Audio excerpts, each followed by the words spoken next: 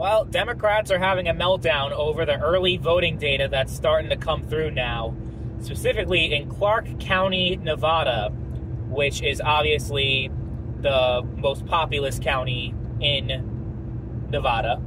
It is where Las Vegas is, so it's a very important part of the state of Nevada, and obviously Nevada is an important swing state when we're talking about this election. So it's very significant when you see the party registration of the early voters that have been coming in so far. So we got data from the first day of early voting in Clark County, and compared to the 2020 election, you have a huge upswing in Republican turnout and much lower Democrat turnout. So on the first day of early voting in Clark County in 2020, you had 44% Democrat turnout, 37% Republican, and then obviously the rest of the percentage is independent. Well, in 2024, day one of early voting in Clark County, you had 49% Republican and 31% Democrat. You heard me right. Oh, yeah. So a lot of Democrats are starting to sound the alarm bells as far as how this election's going to turn out. Does that necessarily mean that Trump's going to win Nevada in a landslide because of that one day of early voting? No. But what it does mean is that there is huge Republican enthusiasm in this election, not just in Nevada, but I think that indicates that that is the case nationally as well. And it also indicates that it's not just Democrats that are voting early, because all that stuff came out about Georgia and how they've had record-breaking people coming out to vote early. The thing is, though, Democrats are, there's a lot more mail-in ballots that come in from Democrats, but this is a lot of it's early in-person voting, and Republicans are coming out for that. Plus, I think just in general, they're going to be more, it's going to be a more even balance between Democrats and Republicans voting by mail. Still going to be a lot more Democrats, but yeah, but a lot of this is early in-person voting.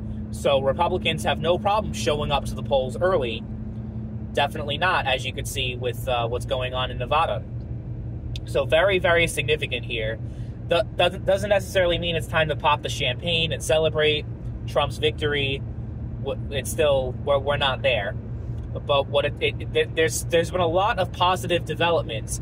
And if you just look at the data, if you look at the polling, but if you look at the other underlying fundamentals in this race, you look at party registration in Pennsylvania, the gap, it was like almost 1 million between, there were 1 million more registered Democrat voters in Pennsylvania than Republicans. Now it's only 300,000 more Democrats than Republicans. There's been a crazy amount of Republican Party registration just over the past 2 years. So since after the midterms, there's been a huge upswing in Republican registration and a lot lower Democratic. So that is all this stuff, and you look at all that, and I think it's like, yeah, Trump is right now the favorite to win this election. And I even saw David Pakman, who's a popular progressive host, and he has his own show and everything on YouTube. He's actually like, you know, I don't agree with him politically, but I kind of have some respect for the guy. You know, I don't have a problem with him necessarily. Like, just because you disagree with someone doesn't mean you have to personally hate them or have an issue with them. It's fucking stupid. That's the way politics are right now. There are people finding out, watching this video, that I support Trump, and they automatically hate me as a person. Doesn't matter about anything else, just because of who I'm voting for in this election. Never mind the fact that it's like half the population is voting for Trump. So you hate half the population. It's just crazy to me that you hate people so much over their politics. But anyway, that's kind of like a side thing. David Pakman, the reason why I'm bringing him up is because he recently he made a video talking about how he is being literally canceled by his own subscribers because he's predicting a Donald Trump victory. Now, he isn't saying that because he's like, oh boy, I want Donald Trump to win. He didn't just suddenly change his political beliefs and sell out to the GOP. He said that because he genuinely fears Trump is going to win. It's a fear, not a desire. So he's saying that to kind of like, you know, because he has a pretty large following, to kind of tell his supporters, like, okay, this is like a really close election, and Trump has a really, really good chance to win, so how about we get out there and vote? The context of what he's saying doesn't matter. Just because he's not 100% positive about the Harris campaign and isn't just like, oh, everything's all sunshine and rainbows, she's going to win a landslide, this and that, which is like a lot of what you're seeing from the left. It's just about how amazing Harris is and how there's no chance she's going to lose. That's what you hear from a lot of people. Well, because David Pakman just said publicly that he predicts a Donald Trump victory, he said it was something about like close to 100 paid channel memberships. You know how you can become a paid member of someone's YouTube channel? He lost almost 100 paid memberships, and he lost, he said something like 1,600 subscribers just from that one video where he made his prediction. It's like, that's crazy to me. That's fucking crazy, right? And I'm not necessarily saying that that's a problem exclusive to the left. I think if a right-wing individual said that, oh, I think Harris is going to win, regardless of, like, why they think she's going to win, it's just like a prediction, right? People are going to cancel that person as well and talk about, like, it's just nothing but blind positivity from both sides. Absolutely. I'm not trying to say that Democrats are this uniquely horrible and uniquely delusional. They certainly aren't. And, you know, as far as me predicting Trump winning, it has nothing to do with what I want. And yes, I do want Trump to win. But in 2016, I had a pretty good feeling that Hillary was going to win. I didn't think Trump had a strong chance of winning. I really didn't feel that great about the election compared to 2024, at least.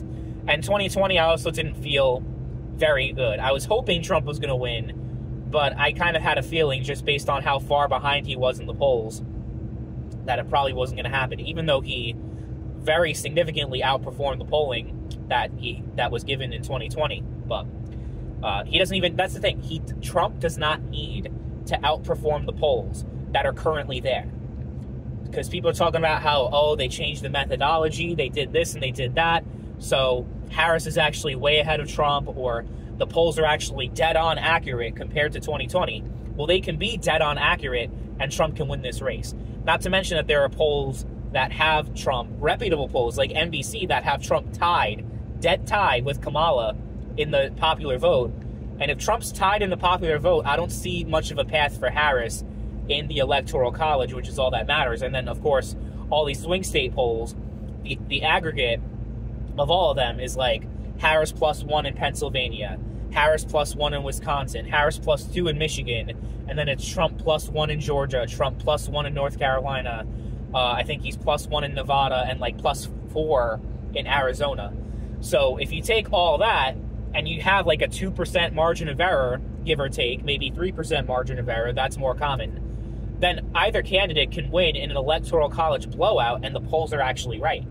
See, that's the thing. So the polls don't tell the entire picture, so that's why I look at other things like huge Republican turnout compared to 2020, and I think that's enough to seal the deal, because 2020 had record turnout, was like the most voted election in history, like as far as like how many people voted and the proportion of the eligible population that actually got out there and voted, or, you know, didn't even get out there. A lot of them sent in their mail-in ballots, but whatever. Either way, it's like to see such huge numbers of Republicans coming out there, huge numbers of Republicans voting, huge number of Republicans registering as Republicans. I think that's a key indication that even though we don't know what's going on with the independent voters, are they breaking for Trump? Are they breaking for Harris? But if you're seeing just in general Republicans gaining more momentum with party reg and turnout, I think that bodes well for Trump with the independents as well. So I think Trump's got this election. I think he's going to win pretty handily in terms of the Electoral College. He'll win probably around the amount that he won in 2016, probably a little bit more than that, actually. So, yeah, I mean, it's crazy. It's like just a little bit more than 2 weeks now. But right now, early indications are pretty positive signs for Trump and not very positive for Harris.